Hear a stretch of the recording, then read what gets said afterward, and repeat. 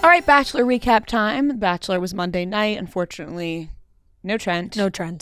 He's sick. Pookie's sick. Yeah. Poor Pookie. Hopefully he's taking his medicine and feeling better. There's something going around the city. There is. And a lot of people in the office have gotten sick in the last week. People are getting real sick. Yep. So we wish our best to Pookie. Yep. And we'll carry on with our Bachelor recap. Yep. So what did you think of the show? Oh, good. So what did you think of Monday night's episode? Good episode. I will say to start it off, Joey, 2 episodes and I'm already kind of thinking is Joey doing too much? You think he's putting on an act? Not putting on an act. He's not being himself? But it's Uncle Joey is going to step in and say, you're not being yourself? I just feel like he's hitting his lines, you know? He is hitting his marks. He's hitting the Bachelor cliches. If the X is there, he's on it. If the X is there, he's on it. I'm feeling a spark. Something could happen. I'm excited. This is my journey. My fiance's in this room. Yes, this. Just, which is not a bad thing. I find him to be a very genuine guy. And I do like him a lot. But some of his solo interview moments, I was like, I feel like I'm just getting the Bachelor, the script. Do you think it has to do with producers saying, we're going to ask you this question and we would like 100%. For you to restate the question in this format? And so then, when they're probably asking behind the camera, do you feel like your fiance's in this room? Yeah.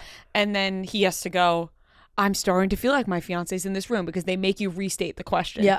So I feel like maybe that's what we're getting. Definitely. I definitely feel that way. I mean, they did try and change it up a little bit, right? When the first group date was get ready, brides, put on the dresses, they're oh, here we go. They're going to roll out Franco. They're going to take the pictures. The whole thing. Thought we were just getting the same date. And they did mix it up. They changed the date around, which thank you for doing that. Instead, it was a full-blown wedding reception for all 9 brides and Joey together, with a special performance by Michael Bolton and a group of random strangers that just had to sit at these tables and wave and smile and talk to Joey and these ladies, and they all got their moment to talk to him. I liked the change up for the bridal date, instead of just making them all take pictures with Joey. Yeah, I thought that was fun, and I made also it more competitive, almost more competitive. Win the date with win the dance, and also that everyone had to get dressed up, because sometimes I feel like they do just one person has to try wedding dresses on, or they have done group wedding dress dates in the past. Making them all do it, feels better than just making one of them do it. Because you're ooh, that one person's the wedding dress. I'm never a fan of the wedding dress dates, because you're I'm putting. To me, the first time you should be putting on a wedding dress is when you're trying on wedding dresses for your wedding. Yeah. And yep.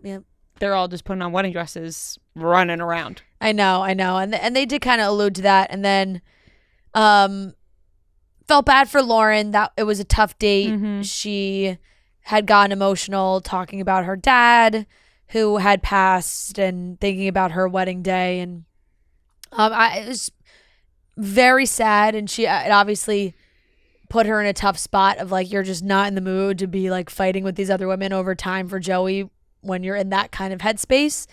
And she got to explain that to him later on, but I was watching that, I was like, damn. Production put her, I guess maybe they wanted to separate Lauren and Allison so that they weren't on the same group date, but Allison got the obstacle course boot camp date instead, and it's oh, you obviously know that story, that just happened. Yeah. So I just felt like it put her in a vulnerable position. Absolutely. There were a couple things that I felt that way. Daisy being put on the helicopter date, that she's talking about how she's nervous that she's not going to be able to hear Joey that well, because on a helicopter you have to wear the headphones and it's a noisy environment. And that my initial thought was they know. Production knows. Yeah. Joey doesn't know yet, because Daisy wants to take the time to tell him. Yep. And you're going to put her in a circumstance where she might have to be I can't hear. To me, that felt wild. Yeah, definitely. I agree with you It on did that go over too. well. Yeah. But to me, I was like, this could not go over well. Yeah. Or not go over well, but put her in an uncomfortable position as well. Definitely. Rachel won I guess. I was not like really it was a full-blown competition, but the first dance with Michael Bolton performing. She and Joey have a good connection, I think. I think he likes her a lot. Even though Jess did get the group date rose, opened up a little bit more about her past. She's been in a past relationships, cheated on a lot. Not to diminish Jess's story at all, but the first girl to tell the Bachelor that they had been cheated on in their past relationship, guaranteed rose. It happens every time. Happens every time. Jess, I think, also kind of think Jess seems super cute. I can't look at her without thinking about Hannah Brown. I just think they look so similar. It's crazy to me. Right. And then Daisy had her one-on-one date. She got the first one-on-one, which is very exciting. They went to a music festival, or I don't even know if it was necessarily a festival or a concert. And it always cracks me up when they would love to know if Daisy really knew who Bahamas or the Bahamas, whoever. Because she said she loves. Yeah, they were like, we're going to go Bahamas. backstage to see the Bahamas. Oh my God, I love him. I thought they were going to the Bahamas. I was like, wait, are they going on a trip to the Bahamas? Yeah. Of course, this whole buildup was Daisy having to have that conversation with Joey about her hearing, which I think went very well and he's very receptive. He's a good listener. Joey can hold a conversation. He definitely can. He's not the Bachelor that's just going, wow. Thanks so much for telling me that. Thank you for sharing that. Yeah. Like, he can hold a conversation. Totally. He asks questions. Yep. He has his responses. He is listening intently. Yep. You can tell. And so I appreciate that about Joey and watching him, because you feel like you're watching a real person when he's in conversation with people. Absolutely. Happy for Daisy that she's made it to this point. Like, Lyme's disease is such a crazy, it really is crazy disease, 'cause and it could affects people differently. And oh my God, just 'cause it could be such a scary story. Right. And it could be so silent and you don't realize how it can affect people. Absolutely. So, eventually it's led to this point where she had been losing her hearing, and she went to Germany for treatment and came back and has been feeling healthy, and she has her cochlear implant now, and that it works well for her. And so I think that was, I'm sure she really wanted to share that with Joey and have that conversation, and I think that went really well. And she's just gosh darn adorable. Yeah, she's really sweet. I mean, right now, really is absolutely adorable. Like, stealing the hearts of she's America's sweetheart. Yeah. I mean, it really doesn't get more adorable than cute. Like, her name's Daisy, for God's sakes. Daisy, you're bound to be cute. Yeah, like, she's just friggin' adorable. So that date obviously went well, and the boot camp date was interesting because they just brought out Jubilee and Demi. Jubilee, I'm pretty sure, was in the army or some sort of military branch. Like, she has been through training and as a part, and that's like part of her story. Don't really know how Demi got thrown into the mix. But they got down and dirty, getting into some classic, like, capture the flag type things. Honestly, they had to first they were like, drop and give me 20 push-ups. I was like, whoa. Yes. Intense. That is very intense. And then they did like a capture the flag, but with a heart type thing. Some people took that more seriously than others. In school. Really? Oh my God, I loved capture the flag. You ever play capture the flag? Like, oh my God, we used to have on the weekends. I hated gym class. Not even, this was in school. Capture the flag. What is that supposed to mean? When parents. I played sports. We've had this conversation. When all my parents would get together. All my parents. Two parents. When my parents and their friends got together and all the kids We're all around the same age. We go to like somebody's house or be at our house. And while the parents are all hanging out, the kids would play capture the flag. And in the dark, in nighttime, you know? Mm-hmm. So much more intense version of really capture the flag. intense. That was always so fun. Yeah. Well, love that version of capture the flag. That's like with your friends and stuff. Yeah, gym class to me. Oh no, gym class, no thanks. Was embarrassing because it was guys and girls, and I didn't want the boys to make fun of me. Like, because boys were mean, and they would make fun of you if you were bad at things. Yep. In school. Damn, our school wasn't like that. Yeah, well, I'm glad. I'm glad you weren't making fun of girls in your class, but in my gym class, they were in elementary and middle school. You suck. Like, stupid girl, can't play sports. Kinda. Like, sometimes. Yeah. I mean, I remember I wore, this is not gym class. I was just too bossy. I bossed everybody around in gym class. Well, that's better than getting stepped on, you know?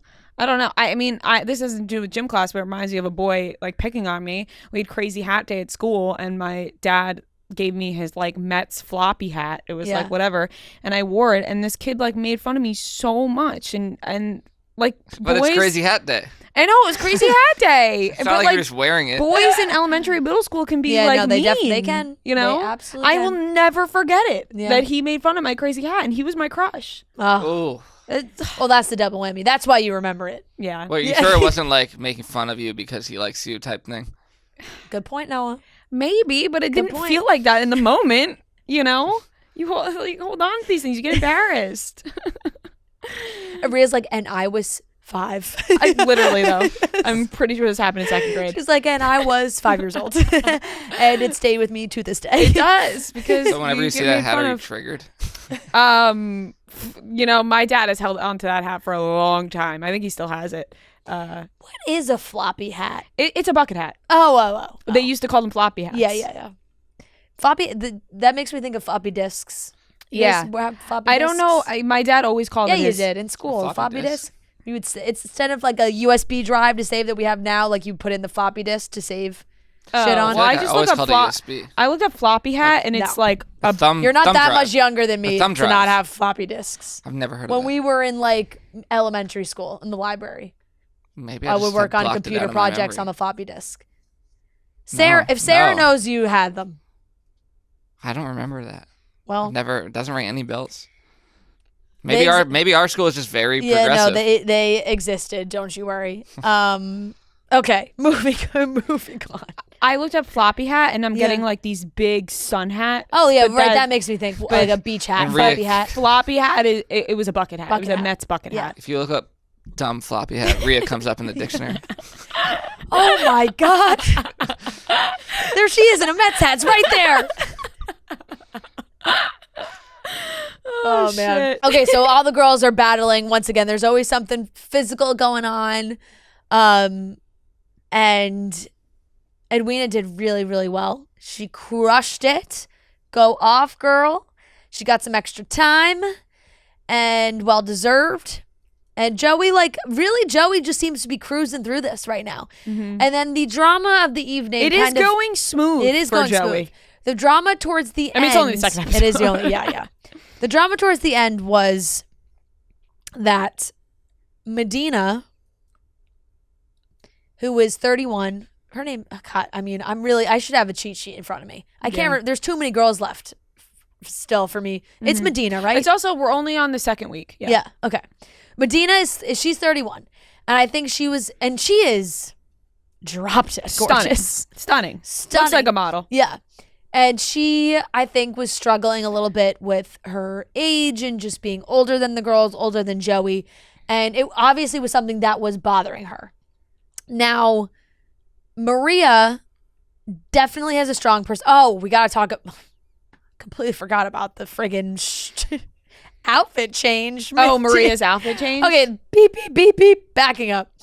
During the night portion of the group date, Maria is in this little white dress, and she's like, "This is feeling a little tight. I gotta get into something more comfortable."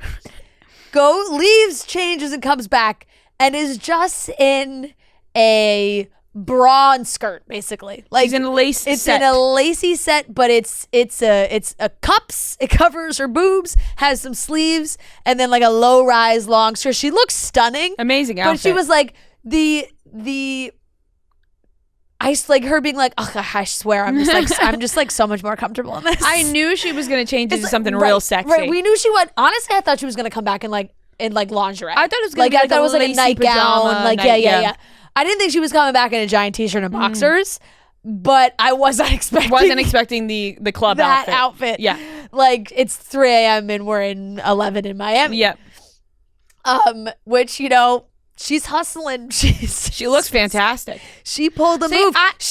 I don't think we've ever really seen that many girls on The Bachelor pull the let me slip into something a little more comfortable move. Yeah. I so far have no problem with Maria. I think Maria, I don't either. I think she has a strong personality. Yeah. She's gonna rub the other girls the wrong way, but I don't think she's like doing something wrong. Yeah, I think people are going to love her or people are not going to vibe Yeah. with her personality, but I don't see her as the villain type that Right. she's being painted out to be in this moment. Right. So skip. Mm-hmm. Back to where I was. Mm-hmm. Maria is talking to another girl about Medina being, upset and kind of like insecure about her age. And in Maria's way, I really don't think was trying to insinuate anything about Medina, like, ugh, like get over it, like that kind of attitude. Like, I think she was like, oh my God, you're not old. Like, if you're old, I'm old. Like, we're all old. Like, it's okay. Like, you're not that much older than Joey. It's all right. Like, you're stunning, whatever. Like, trying to hype her up. Yeah, and like she wasn't being like, you're old and I'm young. Like she was like, I'm 29. Totally. People deal with their insecurities in their own way. Some people, when you're feeling insecure, you just want somebody to say, like, I understand how you're feeling. Like, I'm there for you. And then some friends, it's harder for them, and it comes back in a way that's like, oh my God, you shouldn't feel that way. You're so great. Like, and it's not that she's coming from a bad place. Like, she's not making you. I don't think she was trying to make Medina feel old. Yeah. I think she was trying to be like, oh, you have no reason to feel that way. You're great. You're not old. Like, blah blah blah. So that's how I understood it and how she took it. Now, Sydney overheard some of this conversation and felt like Maria was gossiping about her or like saying things she shouldn't have said, when really, like, Sydney couldn't even really say necessarily like what Maria was saying, but basically like translated it back to Medina that she was sort of like making fun of her in a way, or just being like she shouldn't, like making fun of her insecurity maybe, which is really not what she was trying to do. And what she relayed back, what she said that she overheard, it's just not what she said. No, but also wasn't bad at all. Yeah, like she said, like there's no reason for her to feel old. Yeah. Which is right. What I think is nice. Right. Like I think she was just trying to. I think she was trying to make her feel better. Make her feel better. Like, there is no reason for you to feel old. You're 31 and not old at all. She was right when she was like, "This is the dumbest thing ever." Yeah. And the coming attractions. Yeah. The preview of the coming attractions. That's such an old thing to say. Like meaning like 2000s. Not old in like age old. So, you know what I mean? It's not old. Not old. Maria in the previews is like, I don't know how to make him believe that this is like, I feel frustrated for her because she really is not doing anything wrong right now. No, not at all. Not at all. So I understood that frustration. Maybe I'm biased from because her. of the name.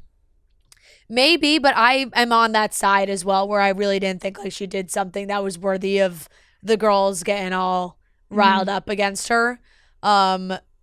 I feel like, I mean, and Sydney kind of said it, right? She was just like, she's annoying. So clearly some of the girls probably just don't like her in general. They may not. So they're gonna jump on anything she says. They may not vibe with her personality, or they feel threatened by her, or there's a whole list of reasons why people can be acting this way. They're in a house with a group of women, and they're fighting for one guy. Exactly. So that was going on during the cocktail hour towards the end, and then it was just a tough go for Lauren this episode. Clearly, sometimes I think people go on The Bachelor and they think they can handle it, and then like after 2 days, it's just like, holy shit, this is not for me. And it just felt like that's where Lauren's head was at. Super fair. Didn't really feel like there was a big reason. It wasn't like it was Joey's fault necessarily. I think it was just like, hey, not the environment for me, I'm gonna go. Mm-hmm. And that's okay. Yeah. Removing yourself from the situation. Yeah. That really eliminated the whole sister problem really quick. Yeah. Joey must have been like, thank God I didn't have to make that decision. Right. Like, I don't have to split these sisters. He's like, up. I didn't have Cause to a pick one sister sister fight. over the other. I did laugh. She was like, maybe I'll see you at hometown. That's funny. So, what it is what it is. I wish Lauren was able to stay. Because it would have been interesting to see how that It would have been an dynamic played interesting out. dynamic, but to notice that you're not feeling it and you're Yeah. not going to sit here and fight with your sister for the sake of the show, just go home. And I'm sorry that production didn't get her the red velvet cake that she wanted. Yeah. She was pissed. Things were just really not going her way. Right. And that red velvet was quite literally the icing on the cake. And maybe it put her over the edge. That was good. Classic rose ceremony, and there was only a few girls went home. I think maybe 3 or 4 or 3. Erica, I believe, was one of them. And Taylor. When it's this early on, I never remember the people who went home. I know. You know? You know who? Because you didn't even get to know them that well anyway if they're going home the second week. Do you know who is moving up my rankings of people I'm rooting for? Is Lexi.